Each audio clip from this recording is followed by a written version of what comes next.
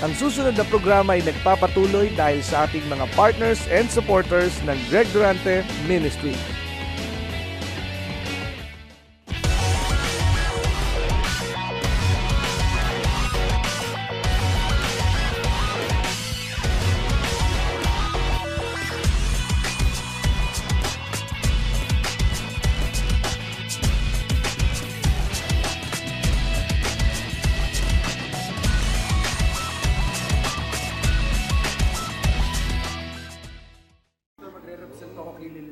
Sige.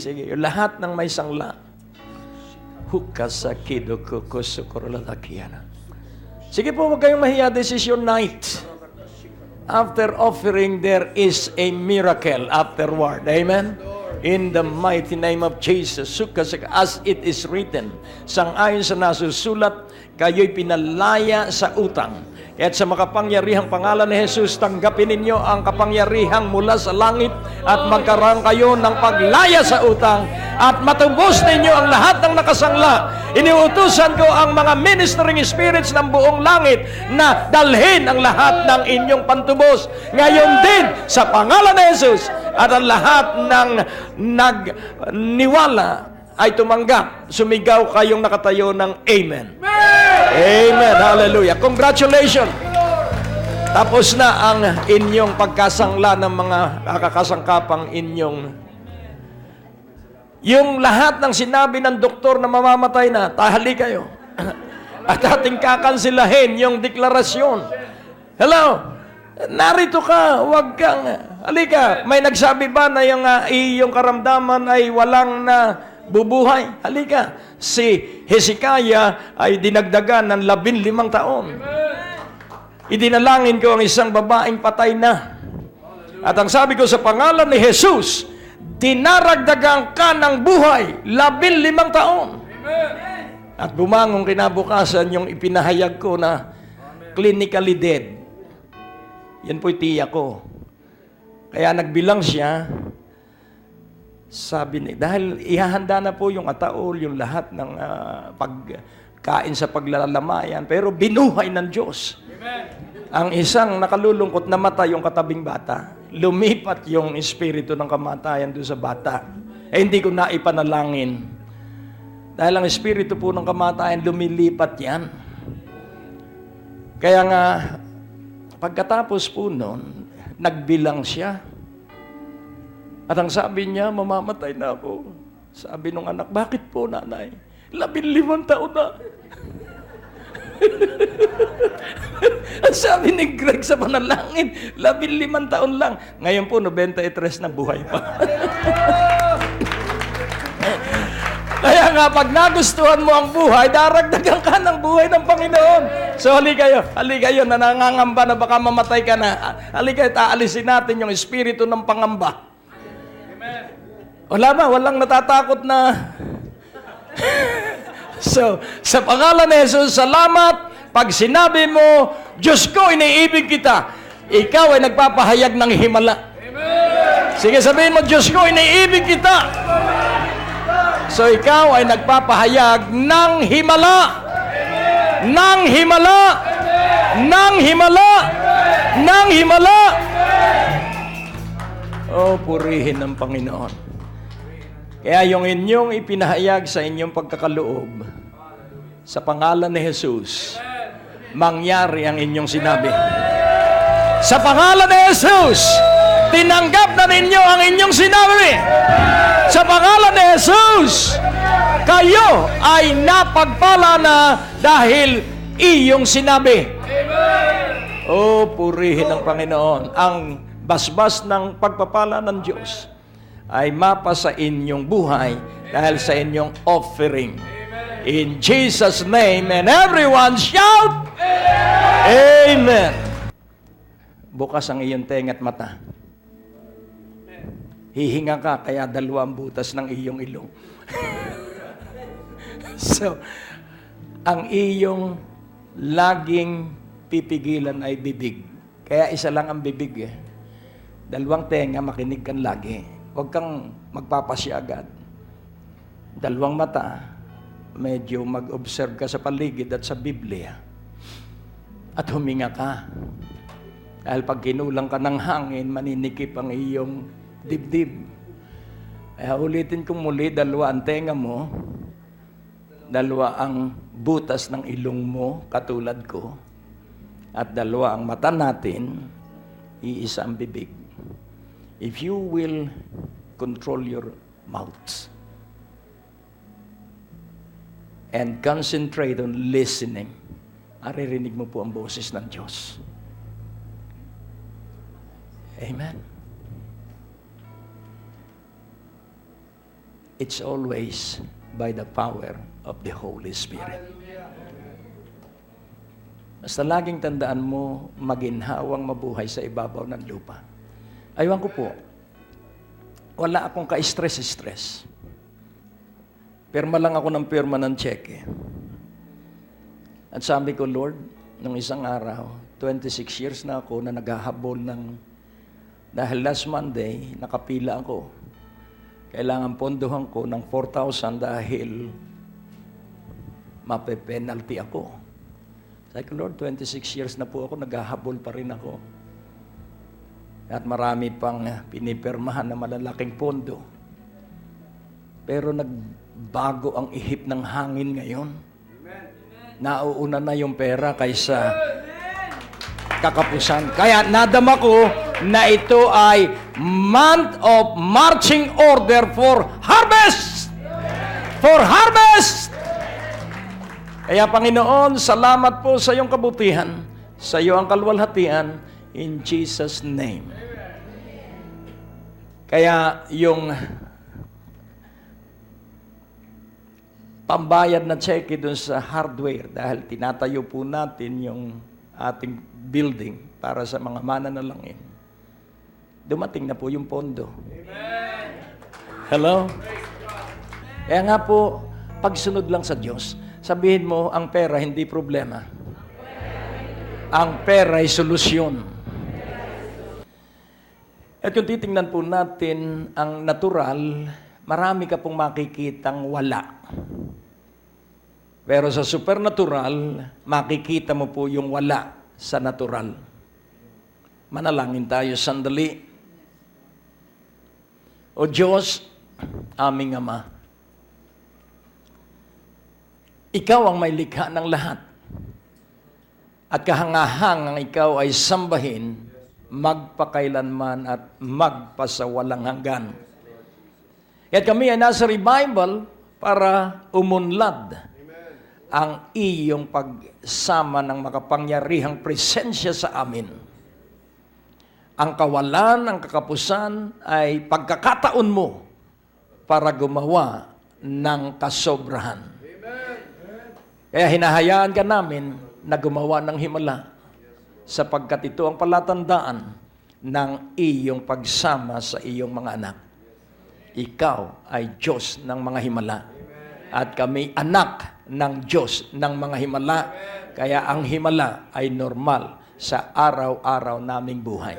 Sa pangalan ni Jesus. At ang lahat ay nagsabi ng Amen. Hallelujah. So, ang tinitingnan ng Diyos ay yung nagpapatuloy na nagtatapat sa Diyos. The righteous, the just, and the good. Ngayon kung titingnan po natin, medyo mataas yata ang kwalifikasyon na gusto ng Diyos, the just, the righteous, and the good. Pero kung atin pong unawain, nasa iyo po ang banal na Espiritu. Bakit tayo pa rin ang nagkikita-kita? Sapagkat tayo'y nakakaranas ng mga himala. Ikaw ba'y babalik dito kung wala kang karanasan sa himala ng Diyos? Ika'y bumabalik. Sapagkat ayaw mo na hindi mo maabot yung sukdulan ng itinakda ng Diyos na mga himala. Laging tandaan mo, kailangan ika'y nanggigigil sapagkat ang himala ng Diyos ay hindi mo kayang kandungin. Ang pagpapala ng Diyos ay hindi magkakasya sa iyong bahay. Kaya kung kasya pa, lalong alaban mo ang pagdalo, kaya wala pang sumasama sa iyo dahil hindi pa sobra ang pagpapala sa iyong bahay. Hello? Kaya kung hindi pa sobra, lalo kang maging maalam. Amen po ba? Ang matuwid ay na umaalab. At ano ang sangkap sa pangpaalab? Kakapusan. Ano ang sangkap para maging maligamgam ang tao? Kasobrahan. Hello? Mas mapanganib ang masagana na hindi dumaan sa pagtitiis. Mas mapanganib ang malaking pagpapala na hindi naranasan ang magdahop. Kaya ikaw at ako ay napakapalad sapagkat bago ang malaking pagpapala, sinanay tayo sa pagtitiis. Naranasan natin ang kakapusan, kaya hindi mawawala ang kasobrahan sapagkat matalino tayo na pangasiwaan yung mga darating na malaking biyaya at pagpapala sapagkat nalalaman natin, as we receive and give, then we receive. It is a cycle of always giving and receiving, giving and receiving, giving and receiving, giving and receiving. And that is the principle of heaven. So when you give, then you will receive. Watch how God shall perform the giving of what you will be receiving. Laging tatandaan mo po, siksik, liglig, pikpik at nag-uumapaw ang laging babalik sa nagbibigay.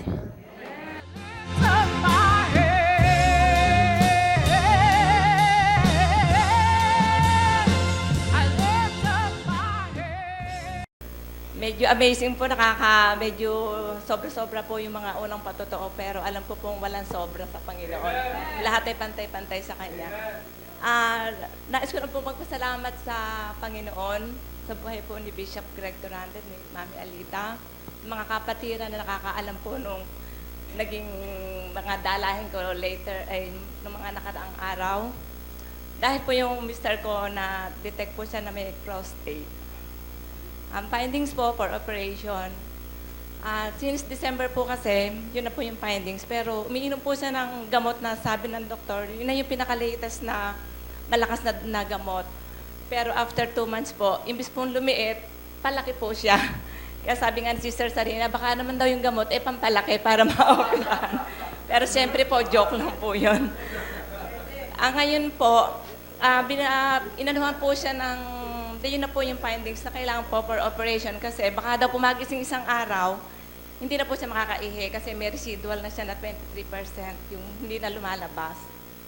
So, ganun po, ipinasa po kami sa aming family doctor para po magpa-general check-up, preparation for operation. So, ganun po, nagpunta po, isinet po kami nung March 2 for general check-up and then babalik po kami supposedly Monday. Nung Monday, hindi po namin nagawa. Kahapon lang po ba kami nakabalik. Pero doon po sa length ng time na yon, ipinagpe-pray ko po. Although nagagayak po ako ng preparation ng mga dadalhin sa hospital, pero ang kiniklaim ko po, hindi magagamit ang lahat ng yon. So yun po, na-delay. Siguro sabi ko po, ano din po ng Lord na ma-delay yung pagpunta namin. Tapos po, kahapon nga po, nagpunta kami. Napakabuti po ng Lord. Ang sabi po nung aming, praise the Lord. Hallelujah. Sabi po ng aming family doctor, lumiit daw po ng 10 grams. Hindi na po siya umiinom ng gamot simula po nung sinabing for operation. Pero hindi po ba napakabuti ng Lord na hindi umiinom ng gamot pero lumiit ng 10 grams. Kaya lalo nga ni Sarina na talagang pampalaki binibigay ng Lord. At salamat po sa Panginoon, ang talagang katotohanan po, hindi na po siya ooperahan. Talaga pong sa pagkakataon, ang Lord ay nagpatunay na siya great healer. Basta lang po tayo magtiwala sa Kanya. To God be the glory. Talagang amazing ang ginawa sa akin noon. Dahil sa 9 months kong kontrata, naka-15 po ako. 15 months, no? Bilang isang mandaragat, napakabigat po sa amin yun. Talagang torture ang mind namin dahil talagang isipan namin nasa pamilya. Nasa pamilya po. Nakalimutan ko po sa mga hindi po nakakakilala sa akin, ako po si Brother Rene Villegas. Ang aking butihing asawa ay si Raquel Villegas po. Ating magiting na mga awit sa pulpito po. Nakaka-bless po yung ating mga pastor na nagpatotoo. Minsan po talaga sa buhay ko na sa galing na magsalita at magpatotoo sana sa akin, balang araw maging ganun po sila. At kasi nga po, minsan nabubulol po akong magsalita at medyo shy po. Meron pagkakataon nun sa 15 taon 15 months ko po, meron po talaga akong nakakaranas na pagtapos ho ng trabaho, halos kapusin ho ko ng hininga. Alam niyo po ba ang aking sikreto? Siguro ganito rin po yung ginagawa ng iba sa atin. Talagang there's no other name but Jesus. Ano ho? Sa mga oras na yun, sa lahat ng, sa parte ng aking katawan, kung saan man po ako na pinanghihinaan, and I claim it na, in Jesus' name. Amen. Sa puso po, mabigat po yung akin minsan na dinadaing, medyo naninikip dahil nga po sa hirap ng trabaho. At talagang pinakikita ng dakila ang Panginoon na gamitin mo ang pangalan ito at gagaling ka. Wala siyang hindi pahihindihan sa mga request natin na kung tayo nananampalataya at may pananalig sa Kanya. So, salamat po sa ating mga kapatid at sa ating Pastor Greg sa mga panalangin na totoo po ang iningatan niya ako. Amen. At aking mga kasamahan at ang aming barko, doon nagkaroon ng butas yung aming barko, alanganin po kami noon, lahat ng crew natatakot dahil gitna ho ng dagat, may mangyaring lumubog po kami, pero nandoon ang pag-iingat ng Panginoon. To God be the glory. Salamat po. Walang katapusang pagpapala sapagkat ito'y abot hanggang sa 4 na saling lahi.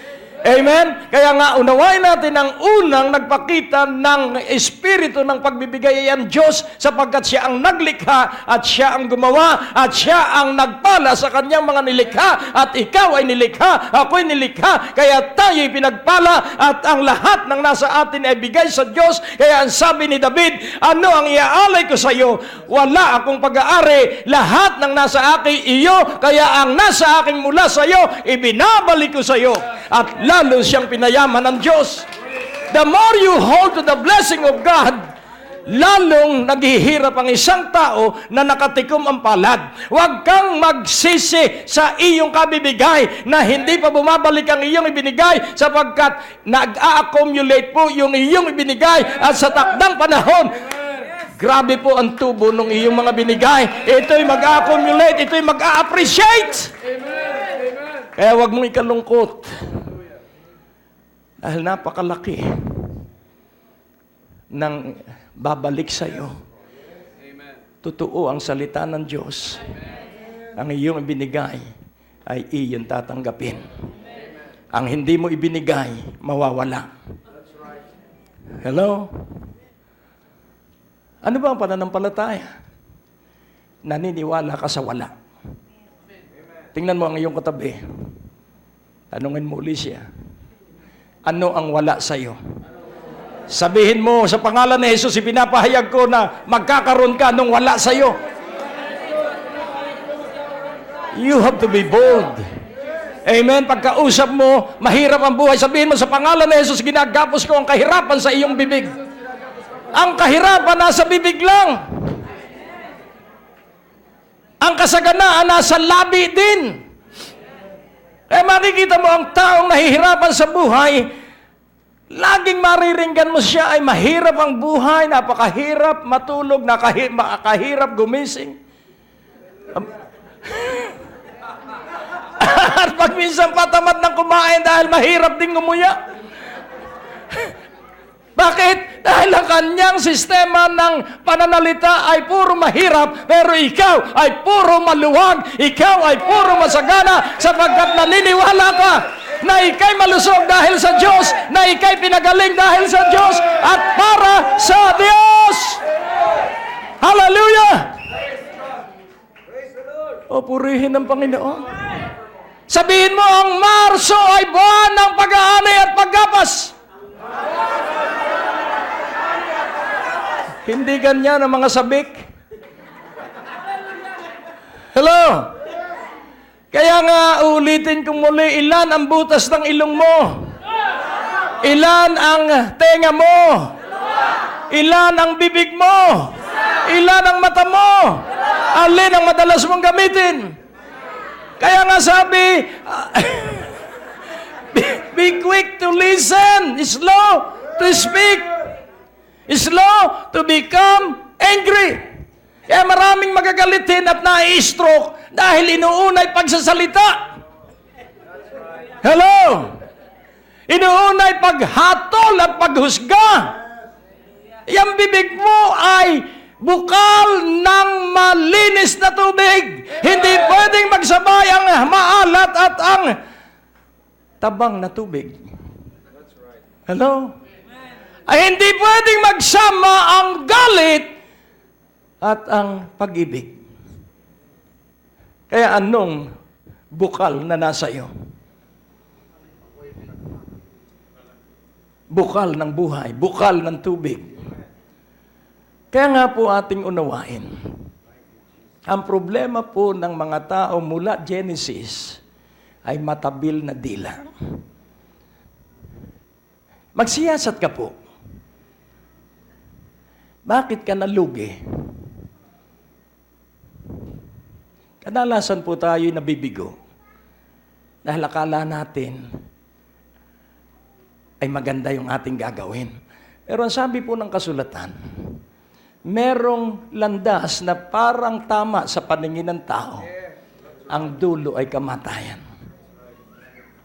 Kaya nga, be still and know that He is God. Kaya mo sila magmadali, magunahan sila sa pamimili ng kanilang paninda. Ikaw muna ay manalangin. So, kung papansinin po natin, kailangan tayo laging may excitement para yung adrenaline. Ano po? Yung adrenaline ay magpapasigla sa atin. Mawawala ang antok sa atin. Pag sa presensya ng Diyos ay inaantok ka, ang ibig sabihin, hindi ka nananalangin. Ang ibig sabihin, walang salita ng Diyos na tatrabahuhin sa inyong puso. The anointing work best when you have word in your heart. And how shall you have a word in your heart? Memorize. Meditate, speak, live. Amen. Because the law of God will prolong life. The fear of the Lord will bless you. O purihin ng Panginoon. Kaya nga unawain mong mabuti. Maingay po pag ang Diyos ay kasama. Pag ang demonyo tahimik. Sapagkat nagsusukatan kung ano ang pag-uusapan. Pero pag ikaw ay nasa presensya ng Diyos, may kagalakan sa presensya ng Diyos, may buhay sa piling ng Diyos. Hallelujah! Glory! Ang Diyos po'y napakabuti.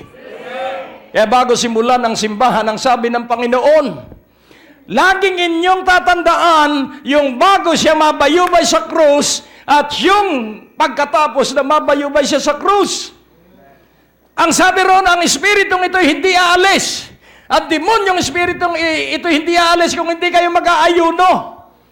Ang sabi ng mga alagad ni Juan Bautista, bakit kami nag-aayuno? Ang alagad ng Panginoon hindi nag-aayuno. At ang sabi ng alagad ng Panginoon, habang narito, o sabi mismo ng Panginoon, habang narito ang lalaking nakatakdang ikasal, hindi kailangan ng ayuno. Hello. At ngayon, ang Panginoon ay namatay. At ang sabi ng lumang tipan, sa santuaryo ng Diyos, sa bahay ng Diyos, the righteous shall flourish. Wow. Pero ang sabi ng bagong tipan, ang santuaryo ng Diyos, ang tahanan ng Diyos ay ang iyong katawan. Hello. Sa makatuwid, si Jesucristo'y nasa iyo. Sa makatuwid, ang banal na Espiritu ay nasa iyo. Kaya lahat ng iyong sasambiting salita ng Diyos, ito po'y makalilika. Kaya nga ang sabi ng Panginoon sa Acts 1:8, sa Acts 1:8. But you shall receive power. After that the Holy Ghost is come upon you. And you shall be witnesses unto me both in Jerusalem and in all Judea and in Samaria and unto the uttermost part of the earth. Pansinin po natin yung boundary. Uttermost part of the earth, Samaria, Judea, Jerusalem. So from Jerusalem, they receive power. And then, they spread to Judea. They spread to Samaria. And they spread to the uttermost part of the earth. And why is it that they spreaded? Because they received power. And what is the purpose of that power? Bakit sila nangalat? Dahil tumanggap sila ng kapangyarihan. Kailan sila nagkaroon ng kapangyarihan? Nung sila ay tumanggap ng banal na Espiritu. Amen. So, pansinin po natin, ikaw ba ay pinananahanan ng banal na Espiritu? Nakakaranas ka ba ng himala sa iyong buhay? Nagpapatutuo ka ba? Eh, bakit iilan ang tumatayo at mahirapan pa? If you deny me before men, I will deny you before my Father. So, kung nasa iyo ang kapangyarihan, ikay magtatakbo sa harapan. Ang Diyos kumilos sa akin kagabi. Ang Diyos gumawa sa akin ng isang gabi. Why? Because you have the power. Amen. You cannot contain that power because that power creates miracles in your life. Nag-iisa ka, naghihigpit ang iyong dibdib, ang lalamunan mo para kang sinasakal at sinaway mo yung nananakal at ikay lumuwag, ikaw ay gumaling. Why? Because you have the power. Amen. Malugod po namin kayong inaanyayahan sa aming pagdiriwang ng ika-27 taong anibersaryo ng Biyaya ng Diyos Christian Fellowship sa darating na October 26, 2014 sa ganap na alas 10 ng umaga dito po sa 2nd floor, Medicare Building, Ortigas Avenue, Green Hills, San Juan. Halina at magsama-sama tayong magpasalamat, magpuri at sumamba sa dakila at buhay na Diyos. Maaari kayong sumulat sa P.O. Box 4135, Manila, Philippines. Tumawag sa ating telepono o mag-text. Bisitahin ang ating website sa www.gregdurante.com. Maaari mo din kaming sundan sa Facebook at Twitter. Malugod naming inaanyayahan ang lahat na makadalo tuwing araw ng Biyernes sa aming revival at tuwing Linggo upang sumamba sa Panginoon. Kung ikaw ay napagpala sa natapos na programa ng Great Day to Live, maaaring magkaloob sa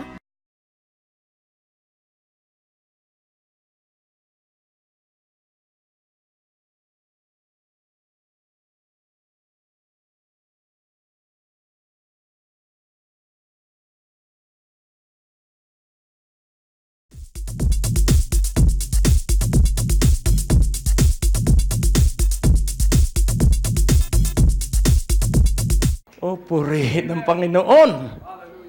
At pag wala kang pera, utusan mo ang pera na dumating sa iyong mga kamay. Amen. Purihin ng Panginoon. And you shall be witnesses. Kaya ako'y laging may patutuo. Ano ba ang witness? Saksi. Saksi ng kabutihan ng Diyos. Sa Revelation 12:11, and they overcame him by the blood of the Lamb and by the word of their testimony, and they loved not their lives unto the death. Tatanungin kita, mahal mo ba ang iyong buhay? Of course, yes. At ang nagmamahal sa kanyang buhay, ikahihiya niya sa Jesucristo. Hello? Dahil ang hindi nagmamahal sa kanyang buhay, ipagmamalaki niya sa Jesucristo. Ang Biblia mo ba'y binabalot mo at baka ikaw ay usigin? And they overcame him. So sino ang pumipigil sa iyo para magpatutuo? Si Satanas. Tingnan mo ang iyong katabi mula ulo hanggang talampakan. Sabihin mo, matagal ka nang tinatakot ng dyablo. If you have the power, ikaw po ay excited na magpatotoo. Sa tuwing tayo magtitipon, may patotoo ka ng iyong sakong ay pinagaling ng kapangyarihan ng Diyos. Amen po ba? Hindi yung ang laging makikita sa inyong mukha ay ngiwi kayo at hindi ninyo malaman kung paano palalayasin ang kirot sa inyong katawan. Ikaw ay may kapangyarihan. Sabihin mo sa iyong katabi, nasa iyo ang kapangyarihan ng Diyos.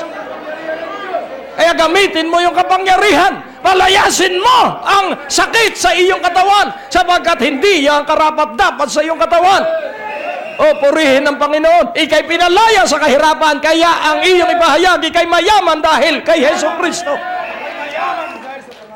Huwag mong hihingin yung nasa iyo na sapagkat ikaw ay pinagpala ng lahat ng espiritual na pagpapala at ang gagawin mo lang ay ipahayag na ikaw ay magaling, na ika'y malakas, ika'y pinagpala at ika'y malayang Pilipino. O, purihin ng Panginoon. By the blood of the Lamb, and by the word of their testimony. Ang testimonya po'y ganito.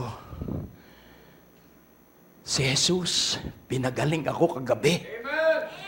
Si Jesus, sinabi sa akin na ganito, ganon ang kanyang gagawin.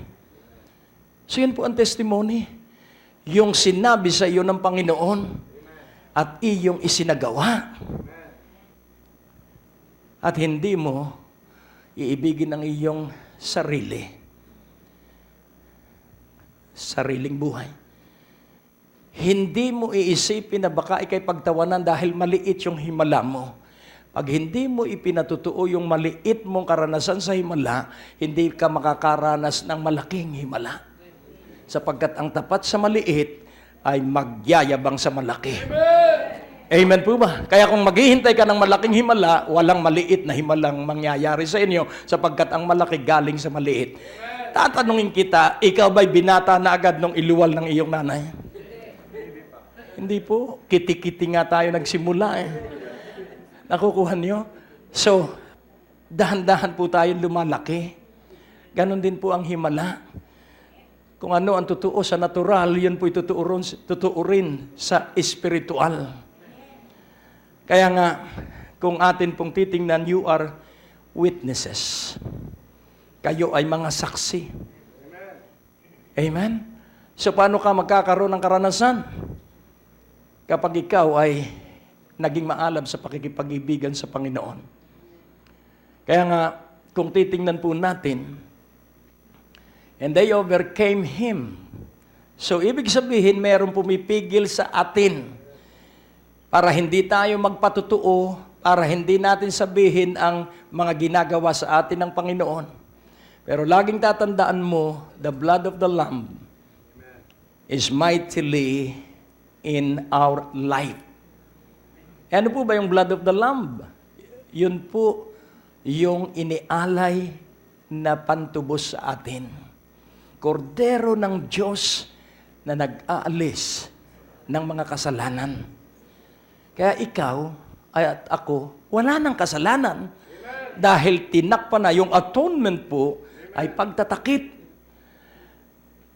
You have stayed too long on your yesterday. Masyado kang nagbabado sa nakaraan. Kaya ang drama ng marami, paglapit sa Panginoon, Panginoon, hindi po ako karapat-dapat. Sino bang karapat-dapat? Ako hindi rin karapat-dapat. Wala sa ating karapat-dapat. Tayo ay biniyayaan ng grasya ng Panginoon, kaya tayo'y tinanggap. At wala sa ating makagagawa ng kabutihan para abutin natin na maging karapat-dapat. Ang atin lamang gagawin, salamat sa biyaya mo, salamat sa awa mo, salamat sa habag mo. Amen. It's all the finished work of Jesus on Calvary. Kaya kung iyo pong uunawain, makakaranas ka po ng mahusay na patutuo. So you are witnesses. The blood of the Lamb is mightily in our life. That is why we always overcome. We are empowered by the Holy Spirit. So, ano ang mangyayari? Nasa iyo na ang kapangyarihan. So, magpapagaling ka na ng may sakit. Hindi mo na dadalhin pa pag revival. Pag dinala mo rito, may patutunan sila dahil pinatungan mo ng kamay at gumaling. Pag nagpatong ka ng kamay, huwag mong uobserbahan kung gumaling o hindi. Gumaling ka ba? Hindi ka naniwala. Nagbabaka sakali ka. Basta sabihin mo, sang-ayon sa nasusulat, ang mapatungan ng kamay ay gagaling sa pangalan ni Jesus. Amen! Amen po ba? At pag siya'y naniwala, tinanggap niya ang kagalingan. Kapag siya'y naghinala, layhan uli. Nakukuha niyo po, alam mo kung lahat kayo may karanasan sa pagpapagaling ng may sakit at yun ang layunin ng Diyos. Dahil napakarami pong may sakit. Kaya napakarami ng ibinebentang kape. Dahil wala raw caffeine. Pero meron ding mga sangkap yun na hindi makakabuti sa kalusugan. Dahil may asukal yun. At ang asukal ang mas detrimental, mas nakasisira kaysa caffeine. Nakukuha niyo po.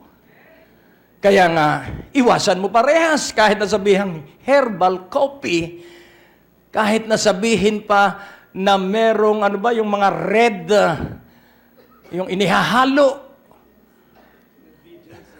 Hindi, yung may tawag doon, yung mushroom, red mushroom. Huwag mong pagpapaniwalaan yun. Amen? Sabihin mo sa tubig mong iinumin, ang kapangyarihan ng Diyos ay nasa tubig na aking iinumin at ikaw ay parang naka-juice. Amen? Sabihin mo sa pagkain kakainin mo na ang kapangyarihan ng Diyos ay nasa bawat fiber ng aking kakainin at walang diabetes itong aking kakainin. Alam mo, ang isang tao na kumakain ng walang pananampalataya, hindi ka naman kakain ng sobra. Bakit tayo nauwi sa pagkain? Sapagkat laging tandaan natin ang pagkain ng ating espiritu ay ang pagsamba sa Diyos. Ang pagkain ng ating kaluluwa ay pagsasaulo ng salita ng Diyos. Ang pagkain ng ating katawan ay kanin at ulam. At pag ang iyong espiritu ay laging sumasamba sa Diyos, ang espiritu natin ay kontrolado ng banal na espiritu. Kaya ang banal na espiritu ang masusunod, ang banal na espiritu ang papatnubay. At pag ang ating kaluluwa ay puno ng salita ng Diyos, yung espiritong may control sa ating espiritu, ang siyang magbibigay sa atin ng linaw doon sa salita, alin doon sa mga salitang ating naisaulo ang ating gagamitin. At pag iyong naunawa yung eksaktong pangako ng Diyos doon sa iyong daladala sa iyong katawan, ito ay magkakaroon ng kagalingan sapagkat ang iyong katawan ay susunod sa iyong kaluluwa na puno ng salita ng Diyos na kontrolado ng iyong espiritu, na kontrolado ng espiritu ng Diyos. Oh, ang Diyos po'y napakabuti. Basta tandaan mo, ikaw ang kinatatakutan ng buong impyerno. Baliktarin mo, sabihin mo sa iyong katabi, baliktarin mo ngayon ang buhay. Ikaw ang kinatatakutan ng demonyo at ni Satanas. Sapagkat ikaw ay hinugasan sa pamamagitan ng dugo ng Panginoong Jesus. Ngayon, habang nasa loob ng simbahan, praise God! Hallelujah! Paglabas ng pinto, paano kaya mababayaran yung utang? Paano kaya itong kirot na ito? Pakikiramdaman na naman. Ang pananalig po ay pinapatay mo yung iyong pakiramdam. Amen? You are putting to death your flesh, your feeling, your sentiment, at iyong pinakikilo sa iyang salita ng Diyos na sa mga latay na Jesucristo ako ay gumaling.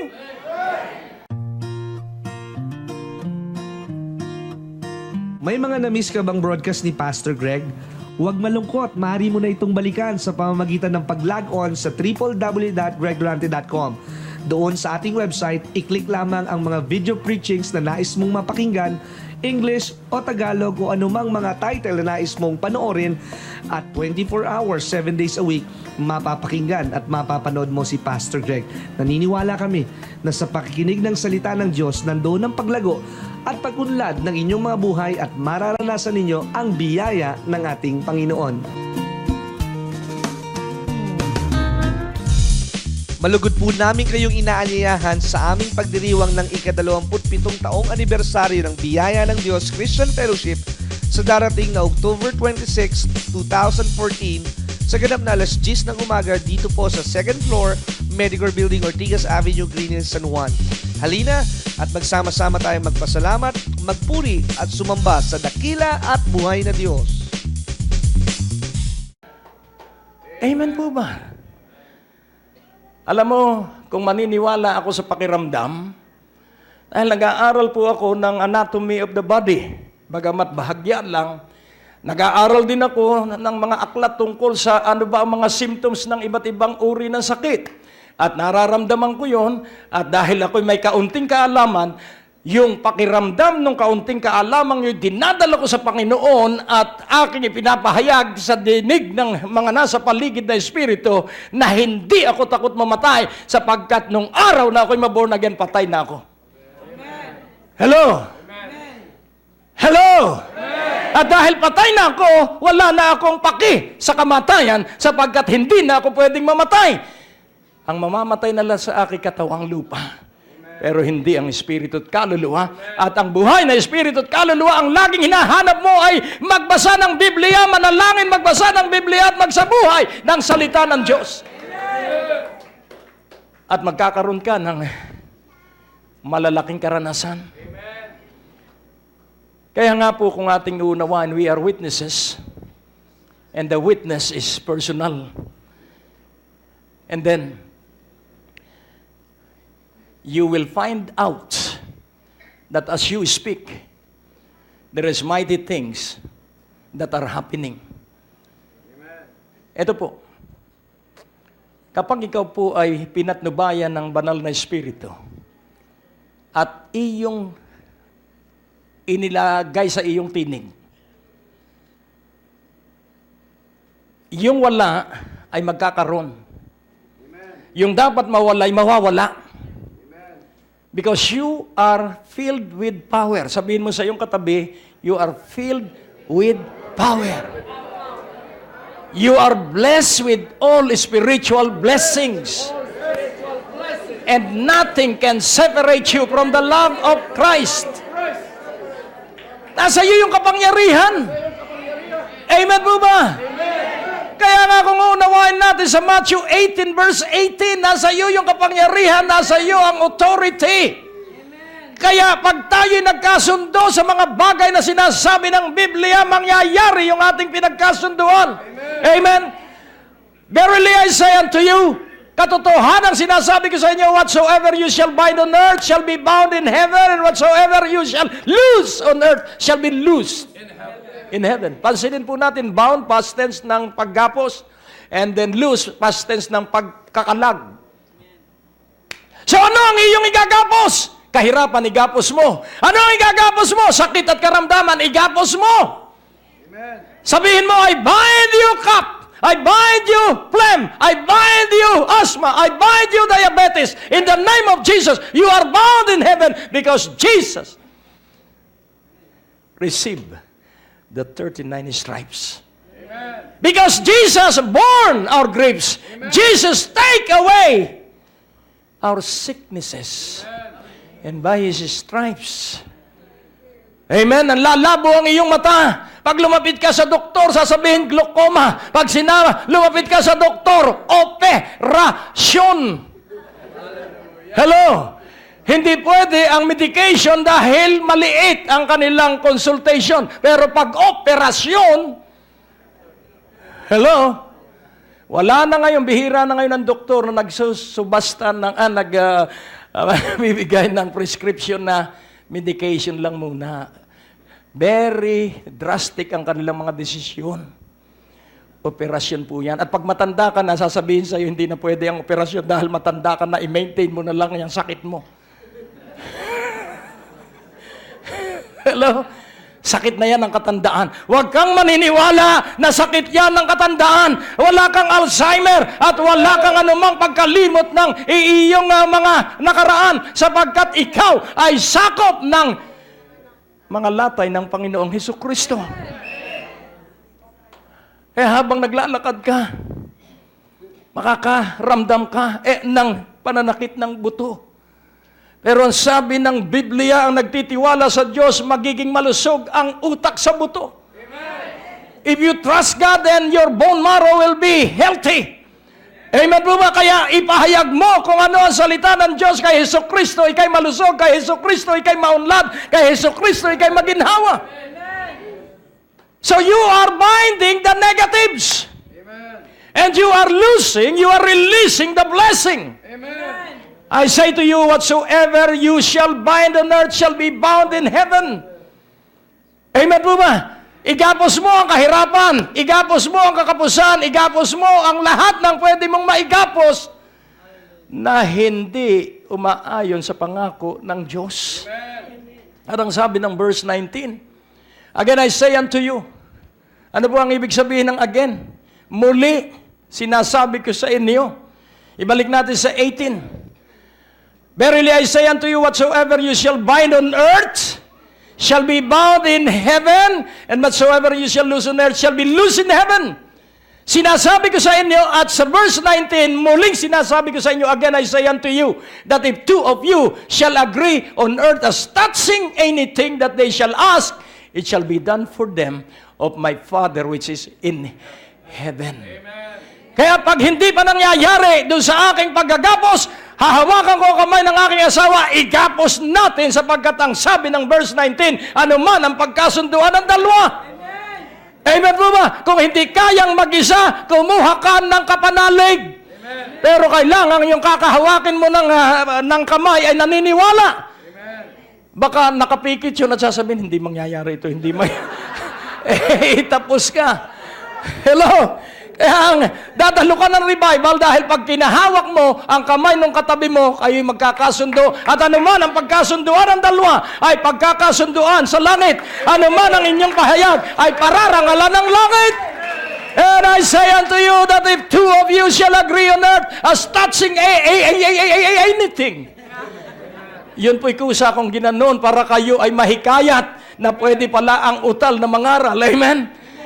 Touching anything, na anuman ang inyong pagkasunduan, anumang bagay, maaaring pwesto mo sa palengke yan, maaaring anak mong nakakulong, maaaring kung ano-ano yan, pero pinagkasunduan ninyo, bubukas ang rehas na bakal, bubukas ang palengke sa pwesto mo, at ikaw ay makababangon at magkakaroon ka ng napakaraming customer, because when you lift up Jesus, He will draw the customer to your store. Amen. This is revival. Amen. Again, I say unto you that if two of you shall agree on earth as touching, kaya kung may problema ka, humanap ka ng makakasundo. Amen. Hindi makakaaway. At pagkasunduan ninyong hingin. As touching anything. So, ang iyong pantuition ng anak, dahil hindi i-release ang Form 137 kapag hindi ka nakabayad, walang graduation kapag hindi ka nakabayad. Kumuha ka ng isang taong mahilig magkaloob. Huwag kang kukuha ng taong kuripot. Dahil hindi kayo magkakasundo sa kayamanan. Hello? Kaya kikilatisin mo yung katabi mo kung tapat yan sa ikapo.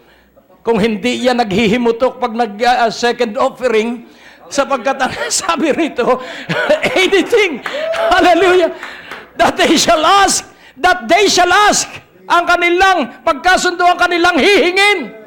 It shall be done. It shall be done. At ito ay mangyayari para sa kanila. At ang gagawa ang aking ama, kung ako na ama at ang aking asawa, kami ay nagmimithi na mabuti ang aming anak, how much more our Father in heaven? Mas maganda ang kanyang hangarin. O, purihin ng Panginoon. At ang sabi ng verse 20, for where two or three are gathered together in my name, there I am in the midst of them. This refers to prayer. This refers to agreement. This refers to touching, binding and loosing. Ano man ang igapos ng dalawa, ano man ang pakaluwagan ng dalawa, ano man ang pagkasunduan ng dalawa, sa anumang bagay, nandun sa kanilang gitna. Kaya kung hindi tayo nagkakasundo sa panalangin, wala sa ating gitna ang Panginoon. Kailan mapapagitna ang Panginoon? Kapag tayo nagkakasundo. Amen. At ano ang ating pagkakasunduan? Yung iyong kagalingan. Ano ang ating pagkakasunduan? Yung iyong pagbangon sa pananalapi. Ano ang ating pagkakasunduan? Ang paglaya ng iyong anak. Ano ang ating pagkakasunduan? Ang paglaya sa mga bisyo ng iyong kasambahay. At ang pagbalik ng iyong asawa ay magaganap at mangyayari. Kaya ngayong sandaling ito, tumayo kayo at tayo magkasundo. Sapagkat ang Panginoon, pag tayo nagkasundo, nasa ating gitna, in the mighty name of Jesus. Hallelujah! Oh, hallelujah! Hawakan mo ang kamay ng iyong katabi. At sabihin mo, tayo magkakasundo ngayon. Tanungin mo siya kung ano ang inyong pagkakasunduan, na ang tatay at nanay mo ay mag-ibigan ng tapat. Hallelujah! Na ang kabuhayan ng iyong sambahayan ay dumaloy. Magkasundo tayo, O Diyos, aming Ama, aming isinasabuhay ang mga salitang na ipangaral. Magkaroon ka ng pagkilos at magkaroon ng kagalingan at magkaroon ng maluwag na tustos ng mga biyaya at pagpapala, sapagkat ito ang katotohanan. Ikaw ay nasa aming gitna at ikaw ay kasundo namin sa aming pagkakasunduan at iutos mo na maganap at mangyari ang napagkasunduan. Sa pangalan ni Jesus, at ang bawat isa ay nagsabi ng Amen. Sa pangalan ni Jesus, ang bawat isa ay nagpahayag ng Amen. Ang natapos na palatuntunan ay nagpapatuloy dahil sa inyong mga pinansyal na kaloob na ibinibigay sa Greg Durante Ministries. Para po sa pagpapatuloy ng programang ito, kailangan po namin ng inyong panalangin at pinansyal na suporta. Sa bawat kaloob ng inyong ipapadala, anuman ang halaga, bibigyan po namin kayo ng anointing oil bilang pasasalamat sa inyong pagtulong at pagsuporta sa Greg Durante Ministries. Purihin ang Diyos. Sa bawat pagdalo po sa gawain ng pagsamba, may 3 bagay para magkaroon ng balansyadong buhay ang bawat Kristiyano. Ang una po, ang isang Kristiyano ay dadalo sa gawain at ang kaniyang inaasahan magkakaroon siya ng karanasan sa pagkilos ng Diyos sa kanya habang siya ay nasa gawain. At pagkatapos, may mga pagkakataon sa pagdalo niya sa pagsamba, maghahanap siya ng matibay na kanyang pwedeng tayuan at ito ay ang katotohanan na nasa salita ng Diyos. Arang pangatlo, ang pakikinig sa salita ng Diyos, ang pagkakaroon ng maluwag na pakiramdam, at ang isang isipang nahamon ng salita ng Diyos ay hindi makakaranas ng anumang tagumpay kapag ito ay hindi niya naisagawa. Kaya ang kabuuan ay hindi basta karanasan para sa maramdaman ng presensya ng Diyos at hindi lamang pagdinig sa salita ng Diyos, pinakamainam po ay maisagawa ito. Sapagkat ang pinagpala ay yung narinig at pinaniwalaan at isinagawa ang salita ng Diyos. Kaya dadalangin ako for your receiving the wisdom that is from above. Another request that I desire that all of you will receive is that God will grant you bright ideas. Kaya kung titingnan po natin, halos lahat po ng maunlad sa kanilang buhay, halos lahat po ng napagpalat yumaman, ay nagsimula sila sa karunungan kanilang natanggap mula sa Diyos at mga mahuhusay na ideya na kanilang isinagawa. Kaya kung titingnan po natin sa mga simpleng negosyo, subalit ito po ay nagpatuloy sapagkat ito ay wisdom from above, and that wisdom is translated into bright ideas. So muli, wisdom translated into bright ideas and then activated and acted upon. So activated na, acted upon pa. So ako'y dadalangin that you will receive bright ideas from wisdom that is from above. O Diyos, aming Ama, kasama ang milyon-milyon na mga kaluluwa sa radyo, telebisyon, sa website at sa internet TV. Dumadalangin ako na bawat isa ay bigyan mo ng karunungang nagbubuhat sa iyo. At ang katibayan nitong karunungang ito, magkakaroon sila ng kapayapaan, magkakaroon sila ng panatagan, at magkakaroon sila ng kabatiran at pangunawa sa karunungang buhat sa iyo. At hinihiling ko rin na ito ay kanilang ma-translate, ito ay kanilang mailagay na bright idea sa anumang aspeto ng kanilang buhay na angkop dun sa karunungang buhat sa iyo. Kaya sa makapangyarihang pangalan ni Jesus, ibuhos mo ang karunungan. Ibuhos mo ang espiritu ng karunungang buhat sa iyo, at ibuhos mo ang espiritu ng kaalaman buhat sa iyo, at ibuhos mo ang espiritu ng kaunawaan at kabatiran. At lumitaw ang kanilang simpleng liwanag na makikita mula sa karunungang galing sa iyo, at ito ay kanilang maisagawa at maisabuhay. Oh, in the mighty precious name of Jesus, matanggap ng bawat isa bright ideas in the mighty name of Jesus. Receive bright ideas from above in the name of Jesus. Receive it, receive it. And I pray that an anointing for applying the anointing for moving and acting on that bright ideas, matanggap ninyo ito at ito ay inyong maisagawa at maranasan ninyo na kasama ang Diyos sa inyong paggawa. Mapagpala ang lahat sa makapangyarihang pangalan ni Jesus. Amen.